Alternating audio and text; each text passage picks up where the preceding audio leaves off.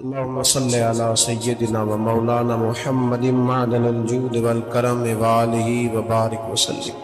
حمد و صلات کے بعد اللہ تبارک و تعالیٰ نے قرآن مجید سورۃ الحشر کے اندر ارشاد فرمایا ہے کہ یا ایھا الذین آمنوا اتقوا اللہ، اے ایمان والو اللہ سے ڈرو، ولتنظر نفس ما قدمت لغد، ہر آدمی یہ سوچ لے کہ اس نے اپنے آگے کیا بھیجا، جو اس نے آخرت کے لیے جمع کرایا ہے وہ کیا ہے، یہ غور کر لے۔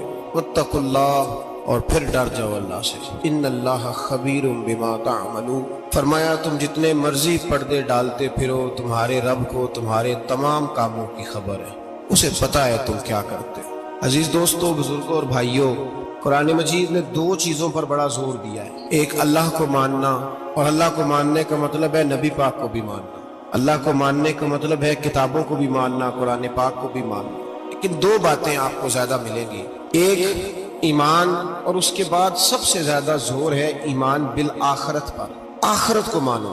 وَمِنَ النَّاسِ مَن يَقُولُ آمَنَّا بِاللَّهِ وَبِالْيَوْمِ الْآخِرِ وَمَا هُمْ بِمُؤْمِنِينَ، اللہ فرماتا ہے کچھ لوگوں کا دعویٰ ہے کہ ہم اللہ اور آخرت پر ایمان رکھتے ہیں، حالانکہ وہ ایمان نہیں رکھتے، دعویٰ کرتے ہیں، نفاق کا مظاہرہ کرتے ہیں، منافقت کرتے ہیں۔ جو اللہ کو ماننے والا ہوتا ہے اس کا رنگ اور ہوتا ہے، جس کو پتہ ہوتا ہے قیامت کے دن اللہ کی حضور کھڑے ہونا ہے، اس کے اعمال یہ نہیں مانتے، کہتے ہیں ہم مانتے ہیں، پر مانتے، دعویٰ ہے کہ ہم مانتے ہیں آخرت کو بھی اور اللہ کو بھی، پر نہیں مانتے۔ اگر وقوع قیامت نہ ہو، ظالم کی تو موجیں لگ گئیں، عقلاً نقلاً قیامت کا قائم ہونا ضروری ہے۔ قیامت قائم ہوگی تو مظلوم کو اس کے ظلم پر داد رسی کی جائے گی، نظام زندگی ساری اس کی سوچ ختم ہو کے رہ جائے گی اگر قیامت قائم نہیں ہو۔ اس لیے قرآن مجید نے ایک جگہ پہ نہیں، 20 جگہ پہ یہ بیان فرمایا ہے کہ قیامت ضرور قائم ہے۔ میرے نبی پاک صلی اللہ علیہ وسلم نے فرمایا مظلوم کو حق ملے گا، ظالم کو سزا ملے گی۔ جابر اس دن اللہ کی بارگاہ میں رسوا کیے جائیں گے، جن پر جبر کرتے رہے انہیں اللہ کے حضور سے عطا کیا جائے۔ قیامت کا وقوع ہونا ضروری ہے، اور قیامت تو جب قائم ہوگی تب ہوگی۔ دنیا میں بھی ایسا ہوتا ہے، ظلم کا انجام ٹھیک نہیں ہوتا، جھوٹ کی زندگی لمبی نہیں ہوتی، دھوکے، فریب، فراڈ، ملمہ سازی، ان چیزوں کی عمریں اللہ نے تھوڑی رکھی ہے۔ وقتی طور پر ظالم کو، دھوکے باز کو، جابر کو جو مہلت ملتی ہے، وہ سمجھتا ہے میری سیاست کام کر رہی ہے، وہ سمجھتا ہے میں بڑا دانا ہوں، بڑا چلاک ہوں، دیکھ لو اتنے ظلم کے، جبر کے، دھوکے کے باوجود بنا ہوا ہوں۔ حالانکہ اللہ کی طرف سے اسے مہلت ملتی ہے، اور بڑا ہی مہربان ہے، مہلت اس طرح دیتا ہے کہ میرے نبی پاک علیہ السلام نے فرمایا جب میرا مسلمان نیکی کرتا ہے تو اللہ فرشتوں سے فرماتا ہے 70 گناہ بڑھا کے لکھ لو اس کی نیکی، اور جب گناہ کرتا ہے تو اللہ فرماتا ہے ٹھہر جاؤ ابھی لکھنا نہ، اسے ٹائم دو۔ یا اللہ کتنا؟ فرمایا 24 گھنٹے تو دو،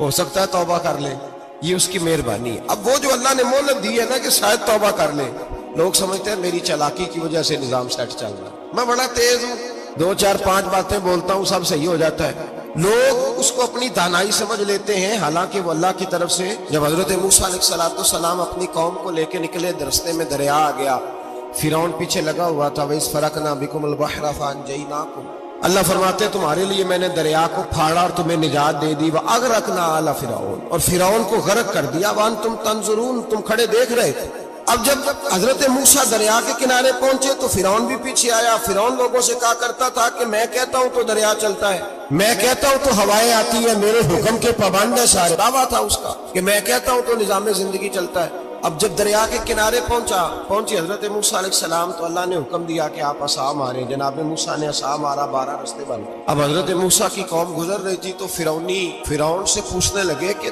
تو کہتا تھا میرے حکم سے چلتا ہے، تو وہ تو حضرت موسیٰ نے ڈنڈا مارا ہے تو رستہ بن گیا۔ باز نہیں آتا انسان، بہانے بڑے ہیں اس کے پاس، بڑی دلیلیں ہیں، جھوٹ سچ بول کے اپنے آپ کو مطمئن کرتا ہے، آخر دم تک تبدیل ہونے کو تیار نہیں ہوتا، دلیلیں گھڑتا رہتا ہے، بناتا رہتا ہے، شور کرتا ہے جان بوجھ کے۔ بھئی تو کہتا تھا میرے چلانے سے چلتا ہے، تو باز ابھی بھی نہیں آیا، کہنے لگا میں نے کہا ہے دریا کو کہ یہ مجھے زندہ چاہیے، میرے بھاگے ہوئے ہیں تو اس لیے پھٹا ہے، تو آؤ میرے ساتھ دریا کراس کرے۔ تو پتا تو ان کو بھی تھا نا جتنا تو اب بنا ہوا ہے، پتا تو تھا، سارے جانتے تھے۔ کہنے لگے تو پہلے کراس کر، اگر تو بچ گیا تو ہم بھی پیچھے آتے ہیں۔ ایک روایت تو یہ ہے کہ یہ جب خدائی کا دعویٰ کرتا تھا نا، تخت پہ بیٹھا ہوتا تھا، تو ایک دن حضرت جبریل آئے اس کے پاس انسانی شکل، تو کہنے لگے میں بڑی دور سے آیا ہوں تو ایک مسئلہ پوچھنا تھا۔ کہا پوچھو۔ کہنے لگے ایک غلام تھا کسی بادشاہ کا، تو بادشاہ نے اسے تھوڑی دیر کے لیے ایک علاقے کی سربراہی دے دی، اب وہ مالک ہی بن کے بیٹھ گیا ہے، وہ بات ہی نہیں سنتا، اس کو تھوڑی دیر کے لیے بنایا تھا، وہ تو خدائی کا دعویٰ کرنے لگا ہے، آپ بتائیں اس کا انجام کیا ہونا چاہیے، یہ مسئلہ پوچھنے آیا ہوں۔ تو فرعون کہنے لگا اس کا انجام یہ ہے کہ اسے پانی میں گوتے دے دے کے مار دو۔ اللہ اکبر، اپنی سزا تجویز کر رہا ہے۔ حضرت جبریل کہنے لگے جی آپ لکھ کے دے دیں گے؟ کہنے لگا لاؤ لکھ دیتے ہیں۔ لکھوا لیا، جناب جبریل رکا لے کے تشریف لے گئے۔ اب جب فرعون دریا میں آیا نا تو اللہ نے حکم دیا مل جا، جب دریا ملا چیخنے لگا، تو حضرت جبریل آئے، کہنے لگے تیرا ہی فتویٰ ہے، یہ تیری سزا ہی ہے نا۔ اب جب گوتے آئے نا، آخری وقت دیکھا وہ فرعون جو کہتا تھا میری مرضی سے دریا چلتا ہے، علامہ ساوی نے تفسیر ساوی میں لکھا ہے تڑپ کے رونے لگا۔ جب یہ مزاج ہے، ایک دفعہ اوپر آتا ہے آدمی جب دریا میں جاتا ہے، اوپر آیا تو چیخنے او میرے حواریو خدا کا واسطہ مجھے بچاؤ۔ کہنے لگے تو کہتا تھا میری مرضی سے چلتا ہے، بے بسی ہے، تڑپتا ہے، روتا ہے، وارث شاہ مان کری نہ وارثہ دا، رب بے وارثہ کر کے مار دائی، تڑپ رہا ہے، چلا رہا ہے، کوئی مدد کو نہیں پہنچتا۔ جب آخری غوطہ آیا تو کہنے لگا آمنا برب موسیٰ و ہارون، میں موسیٰ کے رب کو بھی مان گیا، ہارون کے رب کو بھی۔ اللہ نے فرمایا نہیں، اب تیرا ماننا قابل قبول ہے، اس وقت ماننا تھا جب تجھے مہلت دی تھی، جب تو جوان تھا۔ یہ حال ایک کا نہیں ہوا، نمرود کو دیکھ لیں، حضرت ابراہیم علیہ السلام کو کہتا تھا میں رب ہوں، نے فرمایا رب تو وہ ہے جو زندہ کرتا اور مارتا ہے۔ ایک موت کا قیدی بلایا، کہنے لگا ہاں بھائی کتنے دن رہ گئے تھے پھانسی میں؟ کہنے لگا جی پرسوں ہونی تھی، کہا جا تجھے آزاد کیا تو میں بھی زندگی دیتا ہوں۔ ایک بے گناہ آدمی کو پکڑ کے قتل کر دیا، کہتا میں بھی مارتا ہوں۔ حضرت ابراہیم علیہ السلام کہنے لگے تو بیوقوفوں جیسی دلیلیں دے رہا ہے، چل اس طرح کر، میرا رب سورج مشرق سے نکالتا ہے، تو اگر رب ہے تو مغرب سے نکال کے دکھا۔ اب دلیل کا جواب کوئی نہیں تھا تو کہنے لگا پکڑو اور آگ میں ڈال دو۔ اللہ کے نبی کو آگ میں ڈالنے والا، یہاں ایک مچھر بیٹھا ہے، 400 سال حکومت کی اور خدائی کا دعویٰ کیا، یہاں مچھر بیٹھا تھا، چھینک آئی تو مچھر اندر چلا گیا۔ پہلے دربار کا ادب یہ تھا کہ جو آئے سجدہ کرے، اب اس کے سر پہ کوئی چیز مارتا تھا تو اسے سکون ہوتا تھا، مچھر تھوڑی دیر کے لیے اس کا دماغ چھوڑتا تھا۔ او بھائی یہ اس دھرتی پہ اللہ نے لوگوں کو نظارے دکھائے اور ہمیں سمجھانے کے لیے دکھائے، ہمیں تفکر کی، غور کی دعوت دی کہ دیکھ لینا، اپنے عمل کو پرکھنا۔ تمہارے عمل حضرت موسیٰ کے فرما برداروں جیسے ہیں، جناب ابراہیم کے فرما برداروں جیسے ہیں، یا بن کے بیٹھ گئے ہو؟ اب دربار کا ادب یہ ہے، بے بسی کا یہ حال ہے کہ جوتے لٹکتے ہیں دربار میں، جو آتا ہے جوتا کھینچتا ہے، اور ادب یہ ہے کہ 10 جوتے نمرود کے سر پہ مارو، اور 400 سال جوتے لگتے رہے۔ روتا تھا، جو آدمی آتا تھا منتیں کرتا تھا، کہتا تھا کہیں سے کوئی دوائی مل جائے گی۔ پاگلوں جیسی زندگی گزاری، پاگلوں جیسی سخت، وہ تو حساب، وقوع قیامت تو حساب ہوگا ہی۔ یہاں لوگ پاگل ہو کے مرتے ہیں، معذر نفسیاتی مریض ہو کے مرتے ہیں۔ یہاں آخری وقت اتنا سخت آتا ہے کہ دنیا موت کی دعائیں مانگتی ہے۔ میرے بھائی جب انسان ظلم کرتا ہے تو بھول جاتا ہے کہ شاید مجھے پوچھے گا کوئی نہیں، جب وہ زیادتی کرتا ہے تو بھول جاتا ہے، جب وہ کسی کا حق کھاتا ہے تو وہ کہتا ہے شاید اس کا تو وارث ہی کوئی نہیں جس کو میں لوٹ رہا ہوں۔ لیکن جب اللہ کی پکڑ آتی ہے، حجاج بن یوسف ظالم تھا، اس نے اچھے کام بھی کیے تھے، قرآن پاک پر زیر زبر آراب حجاج بن یوسف نے لگوایا۔ محمد بن قاسم کو ہندوستان سندھ کے علاقے فتح کرنے بھی حجاج بن یوسف نے بھیجا تھا۔ ساری خوبیاں اپنی جگہ پر، ظالم بہت بڑا تھا۔ کسی آدمی نے اس کے سامنے کونے کی طرف منہ کر کے ساتھ والے سے بات کرنی تو کہنے لگا میرے خلاف کیا، اس کو لے جاؤ 2 ٹکڑے کر کے واپس لے آؤ۔ توتی بولتا ہے نا، اقتدار، جب کسی کے ہاتھ اقتدار ہوتا ہے نا، وہ چاہے ایک گھر کا کیوں نہ ہو، وہ 10 بندے فیکٹری میں کام کرتے ہوں، جو ان کا مالک ہوتا ہے وہ کہتا میں مالک ہوں، مجھے مانو۔ جب تو صاحب اقتدار ہوتا ہے نا، جب تو سسر بن کے بیٹھتا ہے اور کسی غریب گھر کی بہو آتی ہے 2-4 تو کہتا میرا اقتدار ہونا چاہیے، جب میں کھانسنے لگوں تو ہر آدمی کے ہاتھ میں ٹشو پیپر ہونا چاہیے، جب میں بولنے لگوں تو بندے ہوئے ہاتھوں سے ہر آدمی جی کرتا ہوا کھڑا ہونا چاہیے۔ جس آدمی کا، اور یہ کام بہو بھی کرتی ہے کئی دفعہ، وہ بھی کہتی ہے کہ تمہیں پتہ نہیں میں کتنا لمبا چوڑا جہیز لے کے آئی ہوں، جب میں سونے کے لیے اپنے بیڈ روم میں جاؤں تو خبردار بوڑھے بابے کو اجازت نہیں کہ وہ کھانسے، اماں کو چاہیے کہ اگر اس کو بڑی سخت پیاس بھی لگی ہے تو میرے سوتے باورچی خانے میں برتن نہ کھٹکھٹائے، جو جہاں بھی جس اسٹیج پہ بھی بیٹھتا ہے وہ کہتا ہے کوئی نہیں مجھے پوچھنے والا، میں مطلق العنان ہوں۔ جوان بوڑھوں کا مذاق اڑاتے ہیں، سمجھتے ہیں شاید کبھی بوڑھے نہیں ہونا۔ تندرست لوگ بیماروں کا مذاق اڑاتے ہیں، شاید کبھی بیمار نہیں ہونا۔ حجاج بن یوسف ظالم تھا، ظلم کرتا تھا، زیادتی کرتا تھا۔ حضرت سعید بن جبیر ایک تابعی بزرگ تھے، اتنے بڑے بزرگ تھے کہ ساری رات نماز پڑھتے تھے، سارا سال روزہ رکھتے تھے۔ ایک دن انہوں نے ممبر پہ بیٹھ کے کہا کہ حجاج ظلم سے باز آ جائے ورنہ اللہ کی لاٹھی بڑی بے آواز ہے۔ اللہ کی لاٹھی، اس کا کیا مطلب ہوتا ہے؟ اس کا مطلب ہے جب رب کی لاٹھی چلتی ہے تو اس کی آواز، اس کا پہلے کوئی پیغام، وہ پہلے اعلان نہیں کرتا کہ تگڑے ہو جاؤ لاٹھی چلنے لگی ہے، لاٹھی چلتی ہے پر اس کی آواز، سمجھ آ رہی ہے میری بات کی؟ جمعۃ الوداع کے لیے تشریف لانے والے احباب خاص غور فرمائیے گا۔ حجاج بن یوسف کو پتا چلا کہ حضرت سعید بن جبیر نے میرے خلاف بات کی، بلا لیا، کہنے لگا تو نے میرے خلاف بات کی ہے؟ فرمانے لگے کی ہے۔ کہنے لگا تجھے پتا ہے میں قتل کر دوں گا؟ آپ فرمانے لگے نہ تو زندگی کا مالک ہے نہ موت کا مالک ہے، تو کیسے قتل کر؟ کہنے لگا تجھے پتا ہے میرا؟ فرمایا میں نے تجھے نہیں، میں نے تو کئی شداد، کئی حماد، کئی قارون، کئی فرعون، کئی نمرود دیکھے، کئیوں کی داستانیں سنی، تو کون ہے؟ تو چھوٹا سا ہے۔ ایک جملہ ہے ملا جلال الدین رومی کا، بڑے درویش تھے، ایک بات کہہ گئے، کہنے لگے نمرود جتنے پیسے نہیں، فرعون جتنی حکومت نہیں، قارون جتنی دولت نہیں، ورنہ فرمانے لگے میرے زمانے میں بھی کئی لوگوں کا خدا بننے کو دل کرتا ہے، کئی لوگوں کا دل کرتا ہے، لیکن نمرود جتنے پیسے، فرعون جتنی طاقت اور قارون جتنی دولت نہیں، ورنہ ہو سکتا ہے لوگ دعویٰ کر دیں معاذ اللہ ثم معاذ اللہ۔ یہ آج سے کئی سو سال پہلے وہ کہہ رہے ہیں، آج تو حالات بڑے ابتر ہیں، اس کی نسبت خطرناک ہے۔ فرمانے لگے حضرت سعید بن جبیر تو زندگی موت کا مالک نہیں۔ کہنے لگا پکڑو، قتل کرو اسے، لے جاؤ۔ جب پکڑ کر کھینچ کر لے جا رہے تھے نا تو حضرت سعید بن جبیر مسکرانے لگے۔ اب ظالم کے سامنے مسکرائے تو اس کو بڑا غصہ آیا، یہ میرا مذاق اڑاتا ہے؟ بلا لیا، ادھر آؤ، کیوں مسکرا رہے ہو، کیا ہوا؟ تو حضرت سعید بن جبیر کہنے لگے میں مسکرا رہا ہوں تیری بیوقوفی پر اور اپنے اللہ کی دی ہوئی ڈھیل پر۔ میں مسکرا رہا ہوں کہ یا اللہ کیا بات ہے، کیا تیرا شان ہے، کیسے لوگوں کو ڈھیل دی ہوئی ہے۔ میں مسکرا رہا ہوں تیری بیوقوفی پر کہ تو سمجھتا ہے شاید مجھے پوچھنے والا کوئی نہیں۔ کہنے لگا اس کو باہر نہ لے جاؤ، میرے سامنے قتل کرو۔ ٹھیک ہے جی، قتل کرنے لگے تو حضرت سعید بن جبیر نے منہ کعبے کی جانب کر لیا، انی وجہت وجہی للذی فطر السماوات والارض حنیفا وما انا من المشرکین۔ جب آپ نے یہ آیتیں پڑھی نا کہ میں نے منہ کر لیا ہے اپنے رب کی جانب، کرو مجھے قتل، کہنے لگا نہیں نہیں، اس کا منہ پھیرو، کعبے کی طرف ہو کے قتل نہ ہو۔ ہے ظالم پر پاگل ہو گیا ہے۔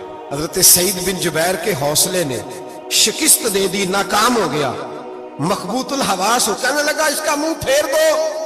جب کعبے سے پھیرا تو آپ فرمانے لگے للہ المشرق والمغرب فانما تولى فثم وجه اللہ۔ اللہ فرماتا ہے تو مشرق اور مغرب سارا ہی اللہ کا ہے، جدھر بھی منہ کرو گے ادھر اللہ ہی اللہ ہے، جدھر بھی منہ کرو گے ادھر اللہ ہی اللہ ہے، چاروں جانب پھیر دے، جدھر منہ پھیرنا ہے تو نے پھیر دیا منہ۔ حضرت سعید بن جبیر کے گلے پہ خنجر رکھا تو آپ نے ہاتھ اٹھائے، کہنے لگے اے اللہ میرے بعد اسے کسی اور پر مسلط نہ کرنا، میرے بعد کسی اور پر مسلط نہ، بس میں آخری ہوں۔ جب آپ ذبح ہوئے تو اتنا خون نکلا، اتنا خون نکلا کہ لوگ کہتے ہیں جتنا اونٹ کے وجود سے نکلتا، تر ہو گیا سارا اس کا دربار۔ ایک سمجھدار آدمی کو بلا کے کہنے لگا اتنا خون میں نے پہلے کبھی، میں نے بڑے بندے قتل کرائے ہیں پر اتنا خون نہیں نکلا۔ تو وہ کہنے لگے لوگ مر جاتے، مرتے وقت ڈر جاتے ہیں، سہم جاتے ہیں، خون سکڑ جاتا ہے، لگتا ہے یہ شخص جب دنیا سے گیا ہے تو ڈٹ کے گیا ہے، یہ ڈٹ کے گیا ہے دنیا سے۔ حجاج بن یوسف رات کو سویا تو تڑپ کے اٹھا، کیا ہوا؟ گھر والے کہنے لگے کیا ہوا؟ کہنے لگے سعید بن جبیر خواب میں آئے اور کہتے ہیں اٹھ مجھے بتا تو نے مجھے کیوں قتل کیا، بتا بتا کیوں مارا۔ اگلی رات پھر سویا تو وہی خواب، پھر سویا تو وہی خواب۔ گناہ نفسیاتی مریض بنا دیتا ہے، ظلم تجھے مخبوط الحواس کر دیتا ہے۔ جب تو زیادتی کرتا ہے تو اللہ فرماتے ہیں کہ تو اللہ کو بھولتا ہے، اللہ تجھے اپنا آپ بھلا دیتا ہے، پھر تو بھول جاتا ہے، پھر تو سیدھے رستے پہ چلتا ہے پر بھٹک جاتا ہے، پھر تو صحیح رستوں کا تعین کر کے بھی گمراہ ہوتا ہے، پھر تو روز وہی گاڑی چلاتا ہے پر اب جب تو بریک لگاتا ہے تو نہیں لگتی۔ جب گناہوں کے ساتھ تو مخبوط الحواس ہوتا ہے تو روز وہ کاروبار کرتا ہے، لیکن جب تیرے گناہ تجھے گھیر لیتے ہیں پھر اسی کاروبار میں تو نقصان اٹھاتا ہے۔ حجاج بن یوسف تڑپتا ہے، روتا ہے، یہاں تک کہ بیمار ہو گیا۔ پیٹ میں درد ہوتی ہے پتہ نہیں کیا ہوا، تکلیف ہوتی ہے پتہ نہیں، سارے حکیم طبیب ڈاکٹر کوئی نہ سمجھ سکا کہ بیماری کیا ہے۔ جو بیماریاں خدائی ہوتی ہیں ان کا لوگوں کو پتہ، جو آزمائشیں رب کی جانب سے ہوتی ہیں وہ ڈاکٹروں کے ہتھے نہیں چڑھتی، جو تکلیفیں اللہ دیتا ہے ان کا حکیم طبیب علاج نہیں کر پاتے، مشکل، اور شفا اسی وقت ہوتی ہے جب اللہ دینا چاہے، اور جب رب بھی دینا نہ چاہے تو بڑے بڑے ڈاکٹر کہتے ہیں کہ ہمارے بس کی بات نہیں رہی۔ بغداد سے حکیم آئے، پیٹ دیکھا، کہنے لگے نہ تیرے معدے میں کوئی دقت ہے، نہ تیرے جگر میں، نہ کسی اور جگہ، ماجرا کیا ہے؟ ایک آخری علاج ہے، آخری، وہ کیا؟ گوشت کا چھوٹا سا ٹکڑا دھاگے کے ساتھ باندھ کے منہ میں ڈالا، اور پھر ایک باریک سا تنکا لے کے اس کو اندر ڈالنے لگے گلے میں۔ وہ گوشت کا ٹکڑا جب حلق کے اندر اتر گیا، اس حکیم نے واپس کھینچا تو کیسے ایسی بدبو آئی جیسی کبھی سونگی نہ تھی۔ جانور کیڑے مکوڑے لگے ہوئے باہر نکلے، اور جب دیکھا تو جتنے محل میں لوگ بیٹھے تھے چلاتے ہوئے نکل گئے کہ یہ کیا مصیبتیں ہیں۔ حکیم بھی اٹھ کے دوڑنے لگا، کہا تجھے کیا ہوا؟ کہنے لگے حجاج تیری بیماری زمینی نہیں، تیری مصیبت زمینی نہیں۔ کہا میری مرض تک تم کیوں نہیں پہنچ پا رہے؟ تو کہنے لگے لگتا ہے تو بد دعا کا مریض ہے، لگتا ہے تو ظلم کا مریض ہے، تو جبر کا مریض ہے۔ تڑپتا رہا، سسکتا رہا۔ ایک وقت وہ بھی آیا کہ گھر والوں نے کمرے میں بند کر کے تالا لگا دیا، دیوار سے ٹکرے مارتا۔ او بھائی، جو گناہوں کے بیمار ہوتے ہیں انہیں شفا نہیں ہوتی، جو ظلم، جبر، بربریت کے بیمار ہوتے ہیں انہیں سکون قلبی میسر نہیں آتا۔ دوائیاں ان بیماریوں کی بنی ہوئی ہیں جو بیماریاں زمینی ہیں، جو بیماریاں خوراک کی بد پرہیزی سے ہوتی ہیں، جو گناہوں کی بد پرہیزی سے ہوتی ہیں، ان کی بیماریاں، ان کی شفا توبہ ہے، ان کی شفا رجوع اللہ ہے، ان کی توبہ اللہ سے معافی مانگنے سے شفا ہوتی ہے۔ حجاج جب مرنے لگا تو بلایا، یہ رنگ بھی ذرا ملاحظہ کیجیے گا، 2-4 قریبیوں کو بلایا، پتہ ہوتا ہے نا اپنے کرتوتوں کا آدمی کو، پتہ سارا ہے سردار دوتیتیاں کا، جب پتہ ہوتا ہے سارا، بلا کے کہنے لگا جب میں مر جاؤں تو مجھے رات کو دفن کرنا۔ کیوں بھائی عورت ہے؟ کہنے لگا نہیں رات کو دفنانا۔ ٹھیک ہے رات کو دفنا دیں گے۔ پھر کہنے لگا جب صبح ہو جائے تو صبح ہونے سے پہلے پہلے میری قبر زمین کے برابر کر دینا، نشان مٹا دینا۔ کہا وجہ؟ تو کلمہ پڑھتا ہے، حضور کا حکم ہے کہ قبر کم از کم ایک بالش، ایک گیٹ اونچی ہونی چاہیے زمین سے کم از کم، تو تیری قبر مٹا دے۔ وجہ؟ پتہ ہوتا ہے اپنے ظلموں کا۔ کہنے لگا مجھے پتہ ہے لوگ میرے مرنے کے بعد میری قبر بھی نہیں چھوڑیں گے، دنیا میں تو میرے جبر کی وجہ سے کوئی آ نہ سکا، لیکن میری قبر بھی لوگ جنازوں میں باتیں شروع کر دیتے۔ جنازوں میں نے ایسی بھی داستانیں سنی ہیں کہ کوئی مرا تو لوگ جوتوں کا ہار قبر پہ ڈالا ہے۔ نہیں بھائی، تو جب زندہ تھا تو تیرے جبر ظلم کی وجہ سے نہیں کو بول سکا۔ ایک تو ہے قیامت میں حساب ہوگا، یہاں دنیا میں حساب ہونے لگتا ہے۔ اتنی لمبی زبانیں لوگوں کی لٹک کر مرتے وقت باہر نکل آتی ہیں۔ دعا کریں، جمعہ ہے، اللہ تعالیٰ ایمان کی موت عطا فرمائے۔ دعا فرمائے رب تعالیٰ، اللہ تبارک و تعالیٰ توبہ کر کے جانے کی توفیق عطا فرمائے۔ جاگے جاگے اور سنے اور دعا کرے، اے اللہ تو ہمیں ظلم سے ویسے ہی محفوظ فرما، اگر ہم زیادتی کرنے لگے تو اے اللہ ہمیں اس سے منع فرما، ہمیں اس سے تو یہ توفیق دے کہ ہم باز آ جائیں اس گناہ سے۔ میرے بھائی، ایک تو دنیا میں سزا ہے، پھر قیامت کی سزا ہے، اور وہ زیادہ سخت ہے، وہ زیادہ سخت ہے۔ ہم لوگوں نے نا ہیلے بہانے بڑے بنائے ہوئے ہیں۔ بینک کے ساتھ کاروبار کرنے والا کہتا ہے نہیں مجبوراً لیا ہے، مجبوراً مر رہا تھا، تو آخری لبوں پہ تھا تو جائز ہے، جائز ہے۔ اس وقت جب تجھے کھانے کو لقمہ نہ لگے تو حرام کھانا بھی جائز ہے۔ کیا دقت تھی؟ کیوں اللہ رسول کے مقابلے میں کھڑا ہوا تو؟ کیوں سود کا دھندا کیا؟ کیا تکلیف تھی؟ کہاں تو الجھ گیا تھا؟ ہم جان بوجھ کے اپنے لیے جہنم کٹھی کرتے ہیں، پھر کہتے ہیں سکون نہیں زندگی میں۔ کہاں سکون آئے گا؟ کیسے آئے گا؟ ہم نے خود آگ لگائی ہے چمن میں اپنے، جو قیامت کی سزا ہے۔ میرے نبی پاک علیہ السلام نے فرمایا رب تمہیں سامنے کھڑا کرے گا، اور کس طرح کھڑا کرے گا؟ فرمایا لوگوں کے وجود سے کپڑے اتر جائیں گے، زمین اس طرح دہکے گی جس طرح تانبا زمین پہ رکھا جائے اور آگ جلائی جائے۔ تانبا دیکھا ہم لوگوں نے؟ یہ بھی گرمی گزری ہے نا، تو فرش پر جب سورج پڑتا تھا تو ننگے پاؤں چلا نہیں جاتا تھا۔ صحیح کہہ رہا ہوں؟ ننگے پاؤں، بچے کا پیر زمین پہ لگتا تو چیخ اٹھتے ہیں، کہتے ہیں اوہ جل گیا پیر، حالانکہ یہ فرش دنیا کے۔ اور اگر تانبے کے اندر خاصیت ہے کہ اگر کوئی دھات جلدی اور زیادہ گرم ہوتی ہے تو وہ تانبا ہے۔ میرے نبی نے مثال دی تو اس کی دی جو سخت تھا، فرمایا تانبے کی طرح زمین تپائی جائے گی، اور پھر ننگے پاؤں رب تمہیں کھڑا کرے گا۔ آج سورج کی پشت تمہاری جانب ہے، قیامت میں منہ تمہاری جانب ہوگا۔ نیزہ آپ نے دیکھا ہوگا، نیزہ ہوتا تھا، فرمایا یہ جو تم نیزے دیکھتے ہو صرف 1.25 نیزے کے برابر سورج قریب آ جائے گا، اور پھر اللہ تمہیں سامنے کھڑا کر کے تم سے سوال جواب کرے گا۔ اور حضور نے کہہ دیا ہے تو اب کسی نعت خواں کے کہنے سے بات بدل سکتی، کسی پیر کے کہنے سے جملہ بدل سکتا، کسی خطیب کے کہنے سے فکر نہ کرنا، وہ سامنے جنت پڑی ہے، اب بات بدل سکتی؟ خدا کی رحمت پر بھروسہ رکھنا ضروری ہے، نبی پاک کی شفاعت کی امید رکھنا، بولیے، لیکن جو حضور نے بیان کیا ہے اس کو ماننا بھی یہ بھی ضروری ہے۔ میرے نبی پاک نے فرمایا اللہ تم سے حساب لے گا اور اللہ پوچھے گا، تم نے جواب دینا ہے۔ حضور کس کس شے کا؟ فرمایا جو پہنتے ہو اس کا جواب نہیں دینا، جو کھاتے ہو اس کا جواب نہیں دینا، جو اللہ کے راستے میں دیتے ہو اس کا جواب، باقی ہر شے کا جواب دینا ہے۔ ادھر جو پلاٹ ہے اس کا بھی جواب دینا ہے، اور جو وہ جو بچوں کو پیسے بتائے ہیں ان کا بھی جواب دینا ہے، جو چھپائے ہیں ان کا بھی۔ ثم لتسألن یومئذ عن النعیم، جو کمیٹی اپنے محلے میں ڈالی ہے اس کا بھی جواب دینا ہے، جو سسرال کے علاقے میں ابا جی سے چوری ڈالی ہوئی ہے اس کا جواب بھی